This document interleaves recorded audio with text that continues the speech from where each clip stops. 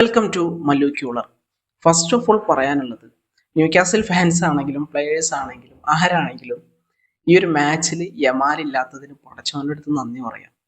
Yamal കൂടെ ഉണ്ടായിരുന്നെങ്കിൽ ഈ ഒരു മാച്ച് സെന്റ് ജെയിംസ് പാർക്കിൽ വെച്ച് നടന്നിട്ടുള്ള ഈ ഒരു മാച്ച് ഉണ്ടല്ലോ, ഈ സെന്റ് ജെയിംസ് പാർക്ക് ഓൻ്റെ ചിൽഡ്രൻസ് പാർക്ക് ആക്കിയിട്ടുണ്ടോ? ഉറപ്പാണ്. യമാൽ ഇല്ലാത്തതിൽ നന്ദി പറയാം. യമാൽ ഇല്ലാതെയാണ് ഇത്രയും ടഫായിട്ടുള്ള സ്റ്റേഡിയത്തിൽ പോയിട്ട് റാഷ്ഫോർഡിൻ്റെയും പെഡ്രിൻ്റെയും ഡിയോങ്ങിൻ്റെയും അതുപോലെ കൂണ്ടേൻ്റെ ഒക്കെ തോളിൽ കയറിയിട്ട് നമ്മളൊരു ഇമ്പോർട്ടൻറ്റ് വിജയം നേടിയിട്ടുള്ളത്. ഈ ഒരു മാച്ചിലേക്ക് വരുന്ന സമയത്ത് ഭയങ്കര പേടിയായിരുന്നു. അതായത് ടെക്നിക്കൽ എബിലിറ്റിന്റെ കാര്യത്തിൽ നമുക്കൊരു പേടിയില്ല, ഒരു സംശയവുമില്ല. പക്ഷേ അവർ ഫിസിക്കൽ ഗെയിം കളിച്ചിട്ട് നമ്മുടെ പ്ലെയേഴ്സിനെ ഇഞ്ചുറി ആക്കും എന്നുള്ളതായിരുന്നു ഏക പേടി. പക്ഷെ അത് സംഭവിച്ചില്ല എന്നുള്ളതാണ്. ഞാൻ വിചാരിച്ച ജോലിൻടണൊക്കെ എപ്പോഴും കളിക്കുന്ന പോലത്തെ ആ ഒരു പാണ്ടിലോറി കളി കളിക്കുന്നതാണ്. പക്ഷെ തെറ്റിന്റെ ഭാഗത്താണ്. ജോലിൻടൺ വളരെ മാന്യമായിട്ടാണ് കളിച്ചത്. പാവത്തിന് വെറുതെ നമ്മൾ തെറ്റിദ്ധരിച്ചു. ബ്രൂണോജി മാന്യമായിട്ടാണ് കളിച്ചത്, അവനെയും നമ്മൾ വെറുതെ തെറ്റിദ്ധരിച്ചു. പിന്നെ മാച്ചിലേക്ക് വരുന്ന സമയത്ത് ഫസ്റ്റത്തെ ഒരു 10 മിനിറ്റൊക്കെ നോക്കുകയാണെങ്കിൽ ഭയങ്കര ഇന്റൻസ് ആയിരുന്നു ന്യൂകാസിൽ.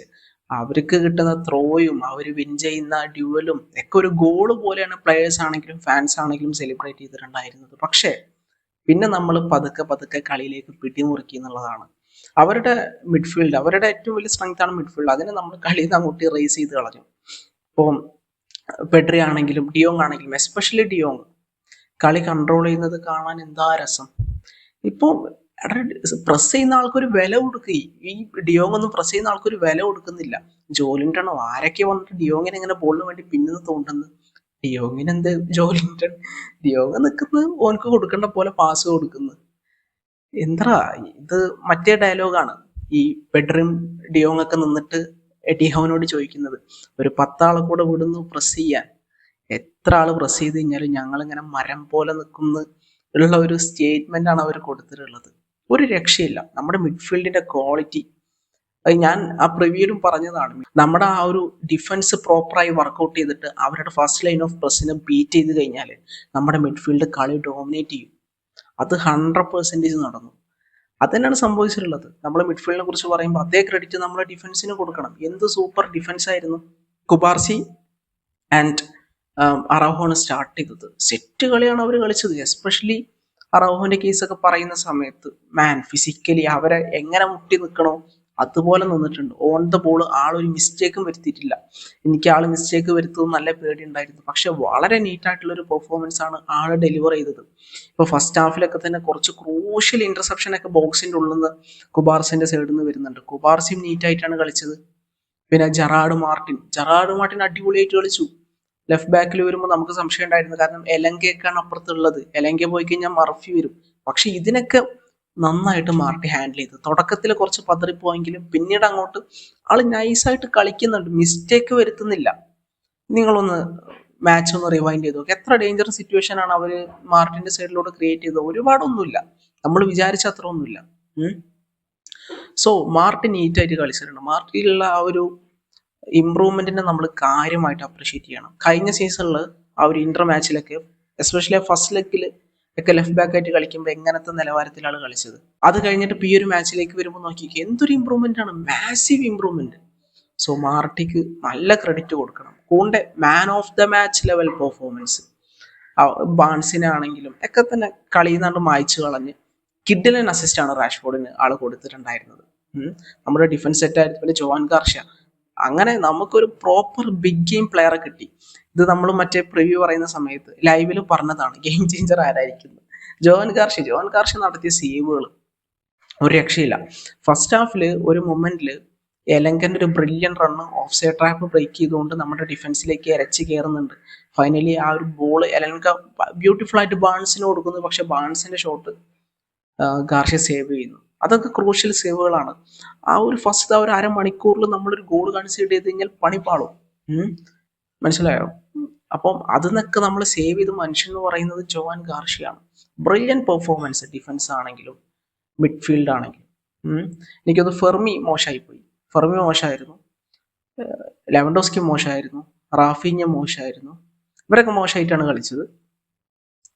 കളിച്ചതെന്ന് പറയുമ്പോൾ ബാക്കിയുള്ള പ്ലേയേഴ്സിന്റെ ആ ഒരു ലെവലിലേക്ക് ഉയരാൻ വേണ്ടി പറ്റിയിട്ടില്ല. അപ്പൊ ഇങ്ങനത്തെ ഒരു മാച്ചിലാണ് ശരിക്കും നമ്മൾ ലെവൻഡോസ്കിന്റെ അടുത്ത് ഒരു ഗോളൊക്കെ പ്രതീക്ഷിക്കുക. കാരണം ഒരു ഫിസിക്കൽ ഓപ്പണന്റിനെതിരെ പക്ഷെ വന്നിട്ടില്ല. പക്ഷെ അത് കുഴപ്പമില്ല. നമ്മൾ ജയിച്ചല്ലോ എന്തായാലും. പിന്നെ റാഷ്ഫോർഡ് ലോണിൽ വന്ന പ്ലെയറാണ്. ഇൻസ്റ്റന്റ് ഇമ്പാക്റ്റ് ആണ് നമുക്ക് വേണ്ടത്, എസ്പെഷ്യലി ഇങ്ങനത്തെ ഒരു മാച്ചിലേക്ക് വരുന്ന സമയത്ത്. ഈ ഒരു മാച്ചിലേക്ക് വരുന്ന സമയത്ത് റാഷ്ഫോർഡ് ക്രൂഷ്യൽ ആവുമെന്ന് ഉറപ്പായിരുന്നു. കാരണം നമ്മളൊരു PL ഓപ്പണന്റാണ് നേരിടുന്നത്.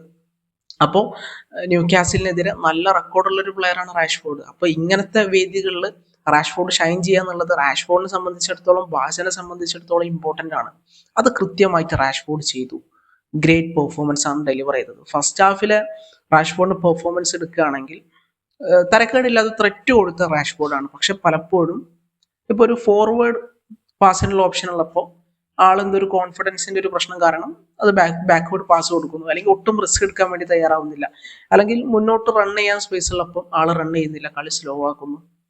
ഇങ്ങനത്തെ കുറച്ച് സംഭവങ്ങളൊക്കെ കണ്ടിട്ടുണ്ട്. പക്ഷെ സെക്കൻഡ് ഹാഫിലേക്ക് വരുന്ന സമയത്ത് ഭയങ്കര മോട്ടിവേറ്റഡ് ആയിട്ട് ഭയങ്കര കോൺഫിഡൻസോടെയാണ് റാഷ്ഫോർഡിന് ഗ്രൗണ്ടിൽ കണ്ടത്.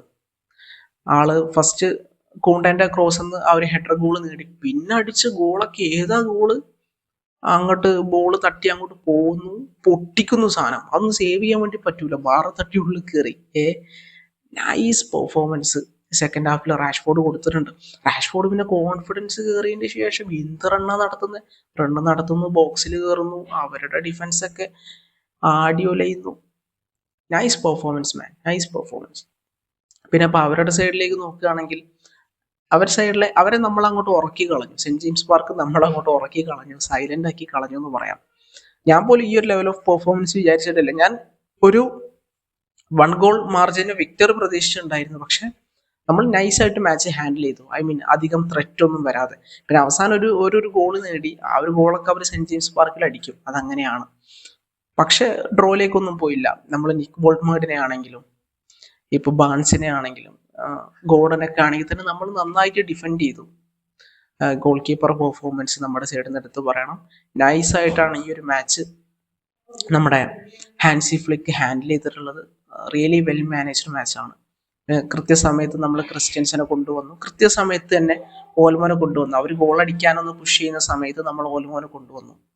പിന്നെ മാച്ചിൽ പല സമയത്തും ഫെർമി നന്നായിട്ട് കളിക്കാത്ത കാരണം അവരൊരു ലോ ബ്ലോക്കിലേക്കൊക്കെ മാറുന്ന സമയത്താണ് ഫെർമിക്കൊന്നും നല്ലോണം കളിക്കാൻ വേണ്ടി പറ്റാത്തത്. അപ്പൊ നമ്മൾ കൃത്യമായിട്ട് ഓൽമോനെ കൊണ്ടുവരുന്നുണ്ട്. പിന്നെ എന്റെ മാൻ ഓഫ് ദി മാച്ച് ആരാന്ന് വെച്ച് കഴിഞ്ഞാൽ അത് ഡിജോങ് ആണ്. അതോടൊപ്പം തന്നെ റാഷ്ഫോർഡാണ്. ഒരു രക്ഷയില്ലാത്ത പെർഫോമൻസ്. അങ്ങനെ ദിവസം അങ്ങോട്ട് കളറായി എന്ന് പറയാം. എല്ലാം കൊണ്ടും ഇന്നലത്തെ ദിവസം കളറായിരുന്നു. എനിക്ക് മാച്ചിനെ കുറിച്ച് ആലോചിച്ച് നല്ല പേടിയുണ്ടായിരുന്നു. പക്ഷെ നമ്മൾ ജയിക്കുകയും ചെയ്തു. നമ്മുടെ ഒരു പ്ലെയറിനും ഇഞ്ചുറി വരികയും ചെയ്തില്ല. റാഷ്ഫോർഡിന് കോൺഫിഡൻസ് കിട്ടുകയും ചെയ്തു. നമ്മുടെ ഡിഫൻസ് കാലങ്ങൾക്ക് ശേഷം ഒരു ഡിഫൻസ് ആയിട്ട് ഫങ്ഷൻ ചെയ്യുകയും ചെയ്തു. അത് മതി. ഡിഫൻസിൽ വന്നിട്ടുള്ള ഒരു ഇമ്പ്രൂവ്മെന്റ്, മാസീവ് ഇമ്പ്രൂവ്മെന്റ് ആണ് ഈ ഒരു മാച്ചിൽ. അതങ്ങനെ തുടർന്ന് പോട്ടെ. അപ്പോൾ നമുക്ക് എന്തായാലും ബാക്കി കാര്യങ്ങൾ സംസാരിക്കാം. യമാലില്ലാത്തത് ഭാഗ്യം എന്ന് വിചാരിച്ചാൽ മതി ന്യൂകാസിൽ. ഇനി PSG ആയിട്ടുള്ള മാച്ചിൽ യമാൽ വരും. ആ മാച്ച് എങ്ങനെ പോകുന്നു നമുക്കറിയില്ല, കാത്തിരുന്ന് കാണാം. നിങ്ങളുടെ ഒപ്പീനിയൻസ് കാര്യങ്ങളൊക്കെ എന്തായാലും കമന്റ് സെക്ഷനിൽ പറയാം. മറ്റൊരു വീഡിയോ ആയിട്ട് വീണ്ടും കാണാം. Thank you.